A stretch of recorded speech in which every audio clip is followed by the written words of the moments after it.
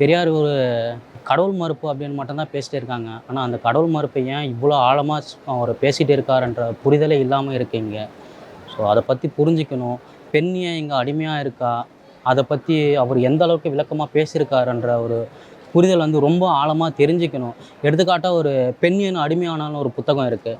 அந்த புத்தகத்த வாங்கி பெண்கள விட குறிப்பா ஆண்கள் வந்து அதிகமா படிச்சீங்கன்னா, இந்த சமூகத்தில பெண்களுக்கு எதிரா எந்த அளவுக்கு ஒடுக்குமுறை இருக்கு அப்படின்றதுக்கு வந்து ஒரு புரிதல் ஆண்களுக்கு ஏற்படும்ன்ற ஒரு நம்பிக்கை இருக்கு. பெரியார பத்தி நெறைய படிங்க. வெறுமனே பெரியார் மட்டும் கிடையாது. அம்பேத்கர் இருக்காரு, கார்ல் மார்க்ஸ் இருக்காரு. இடதுசாரி அமைப்புகள்ல இருக்கிற எல்லா தலைவர்களையும் பத்தியும் தெரிஞ்சுக்கோங்க. நீங்க படிக்கணுன்ட்டு அவசியம் கிடையாது. கொஞ்சம் தெரிஞ்சுக்கிட்டு அவங்கள பத்தி எல்லாருமே அரசியல் பார்வையோட வாங்க. ஏன்னா, அதுதான் இந்த சமூகத்துக்கான ஒட்டுமொத்த ஆரோக்கியமான பாதையில எடுத்து போற விஷயம்னு நெனைக்கிறேன்.